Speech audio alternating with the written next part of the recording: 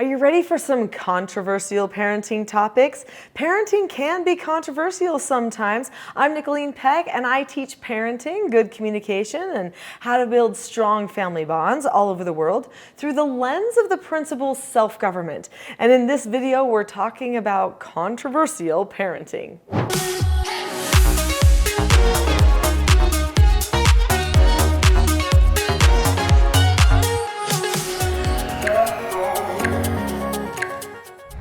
So there are many things that are controversial in parenting. There's no way we're going to be able to get to all of them in this video, but I've got some of the key things that really do create controversy in the discussions between parents. People have different ideas about things, and they become very passionate about these ideas. But I'm not just going to talk about what the controversial things are. I'm also going to give you my take on them. Well, let's start out right at the very beginning. The beginning of life, to breastfeed or to bottle feed. And that right there makes people feel ashamed and wonder, and should I do this in public? Should I not? Should I? All those kinds of things. My take is always go for the most natural, and natural is best, so I say breastfeed, but I know that not everybody can do that, right? Because sometimes, try as you might, that just doesn't work out. In that case, don't shame yourself. You're giving the very best to your baby that you can, and that's what you need to remember. So another one is the balance of family time versus career time. How much time should you be away from the family? How much time should you spend on your career when you're raising your children?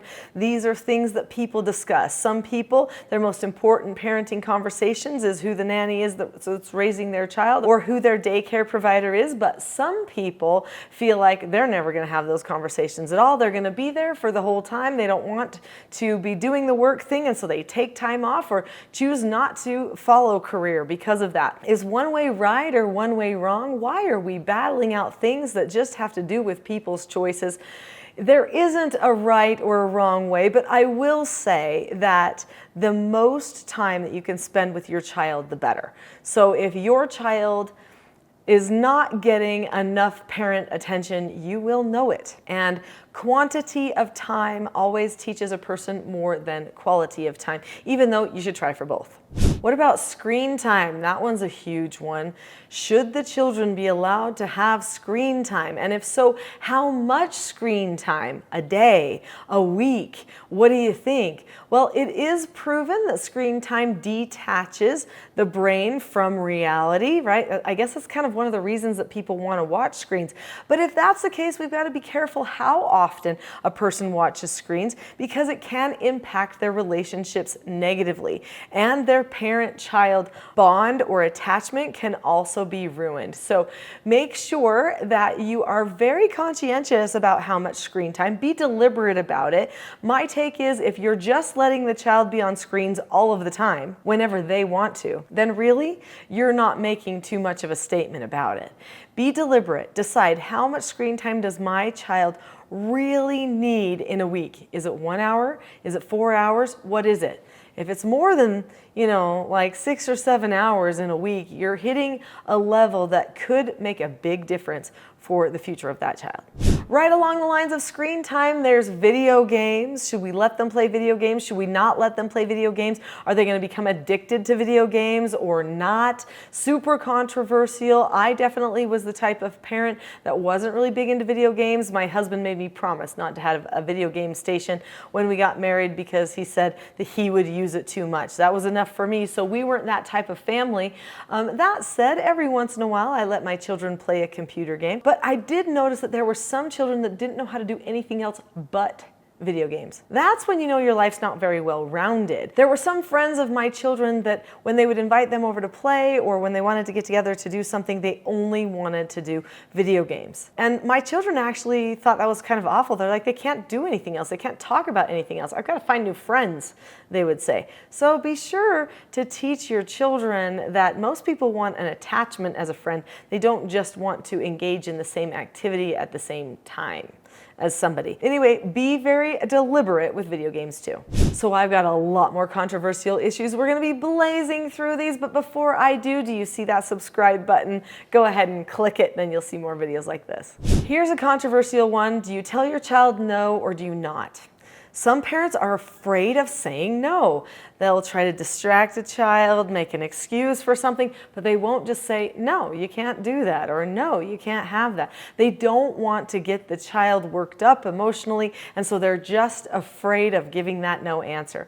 We don't need to be afraid of giving that no answer. At least in our family, we never did, because there's a skill for it. There's a skill for accepting a no answer. I highly recommend looking for that skill on the teachingselfgovernment.com website. I have children's books that teach the 4 basic skills of self-government, and that's one of those 4 basic skills that you really can't live without. Another thing that parents debate is whether you should blame someone and make somebody feel ashamed for something that they do. So some parents are saying, well, you know, I think if a person does something that makes somebody else feel bad, they should feel bad. So there's a little bit of a retaliation mindset, I guess. And some parents say, no, it shouldn't ever feel bad. But then some people say, but if they don't feel bad, will they really have a change of heart? Well, my take on that is they just need to learn cause and effect. The teaching can be done in a safe way. If you teach cause and effect, they should be okay. So don't worry about if they feel bad or not. It's not your job to manipulate your child's feelings. Your job is to make sure that your child learns cause and effect so that they can make better choices and properly self-govern. What about education? Parents are concerned with the quality of education, and people debate what that really entails. Is a quality education a home education? Is it a public school education because it's more mainstream? But of course the home education would be more personalized. Or is it a private education because that would be more elite? You know, what is the best way to get a quality education? I'll tell you what, I homeschooled my children, so I'm going to have to side with the homeschoolers on that, but my dad was a public school teacher, so I'm not thinking bad about anybody necessarily, but I do like mixing morals and education together, and so I love homeschool. What about paying children to do chores? There is a debate on that one. Do you pay your child to do their work at the house? So to make their bed, to clean their room, do you pay them for that? Well, I don't. So I feel like at my house, they need to follow instructions. They live here. We're all part of the same family unit.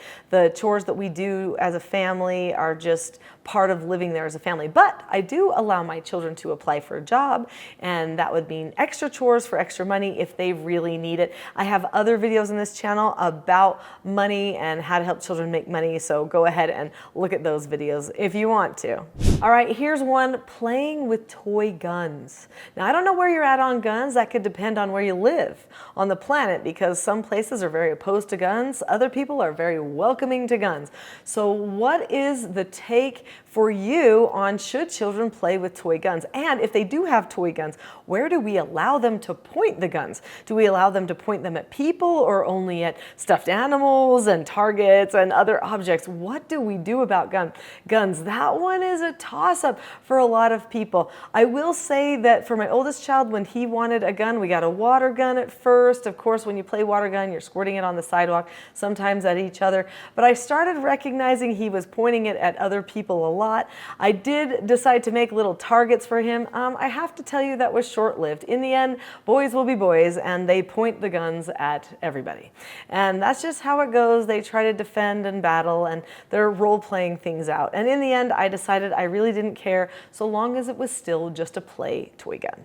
All right, here's the big one. Well, there's probably other big ones coming, but this one's a really big one. To have a phone or not have a phone, and when? When does the child get to have a phone? I've got multiple videos about that, and so I'm not going to go into detail there. I did wait on giving my children phones. I will say that a lot longer than most people do. I didn't feel like they necessarily needed one all the time. Now, keep in mind, I did homeschool my children, so they weren't at school the whole day, so that helped a little bit. But I did know that those things were toys or tools, and I wanted them to be tools, not toys, and so I taught my children that and made sure that they didn't get the opportunity to just play with a phone all of the time. And I wanted them to talk to their friends in real life, so they mostly made phone calls on my phone or went to see their friends in person. What about spanking? Do you spank or do you not spank? Super controversial. Some people who are very principled really have this one out, because some people that are principled say it's not a principle to spank a person. I actually agree with that person.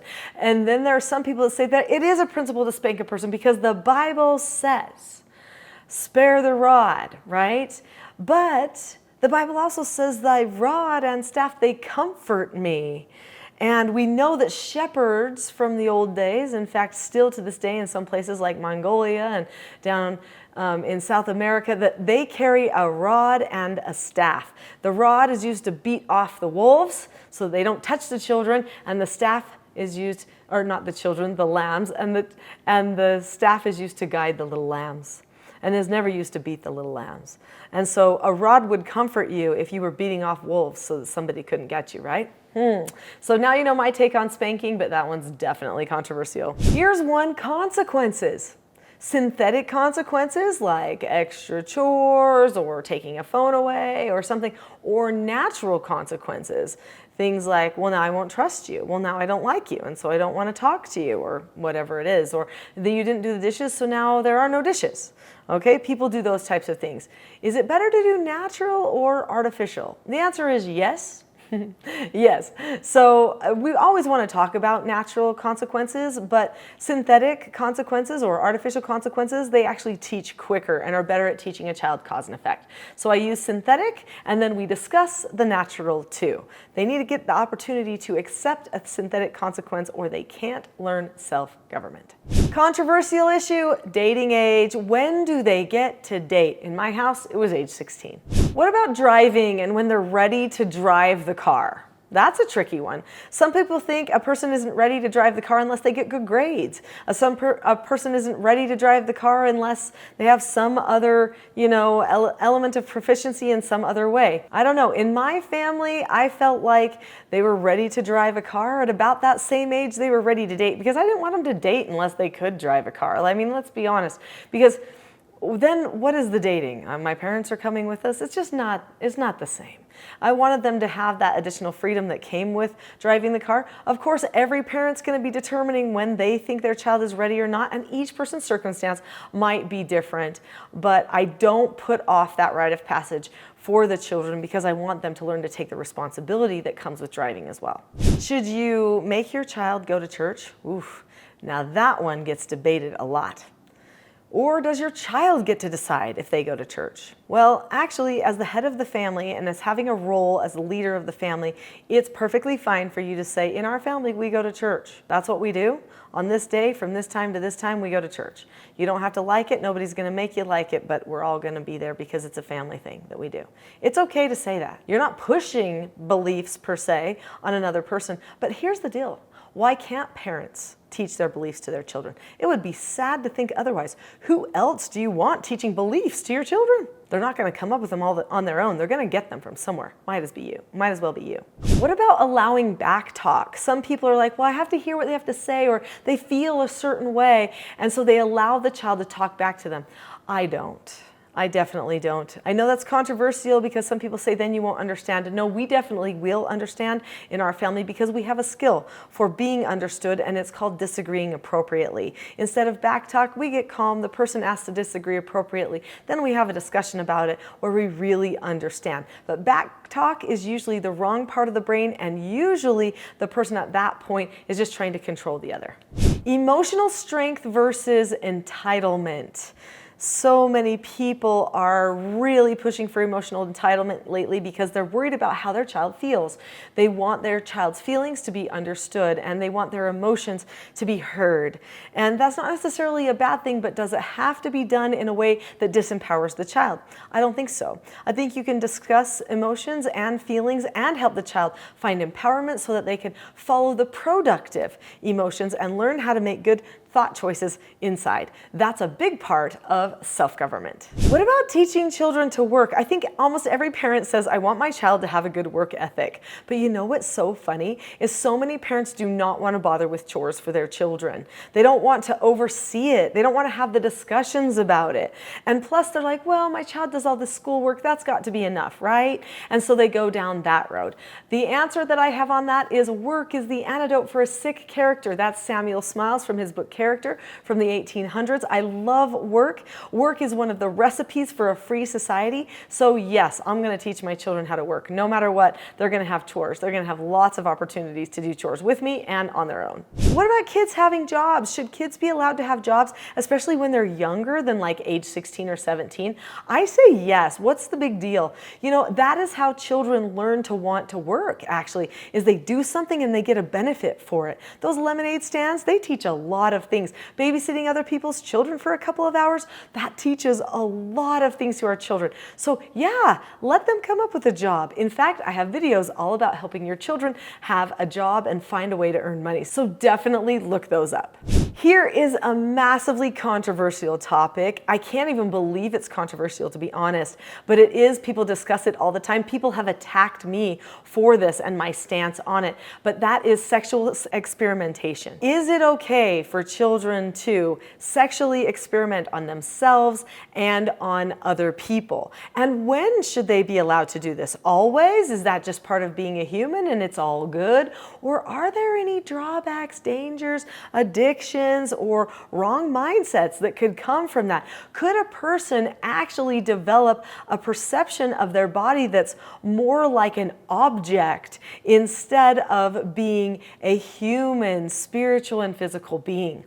I'm gonna go with yes, they could. I know that some people think that you have a better attachment to your body if you experiment with all the feelings on your body. That's a super modern, progressive, new age idea. It definitely has a sexual agenda behind it, because if you get people sexually experimenting, then they act out more sexually. And if you look at a lot of the people that push this type of sexual agenda, we're talking about like players like Planned Parenthood and these sexual advocates, the people that actually gain money from children getting pregnant and stuff like that if they're going to do abortions and those types of things. Those agencies are pushing for sex that doesn't even make sense, right? In a lot of their sex ed curriculum, they actually don't push for abstinence. They push for experimentation. So as you can tell, I'm actually against teaching children to sexually experiment on others or themselves. I think teaching respect for their own body and everybody else's is a really good idea. And teaching them to have a little self-restraint goes a long way. And if there's one thing every human has to learn how to restrain, that's their sexual urges. That's a lot of controversial issues, and that is just scratching the surface. There are so many things parents do not agree upon nowadays. Probably one of the biggest things that parents don't agree upon is how they are going to parent their children. That's the biggest. There's lots of different types of parenting out there. Definitely the most effective type of parenting is authoritative parenting. So make sure that you find out what that is. In fact, if you've liked this video, you'll probably love my next video, which is authoritative parenting, pros and cons.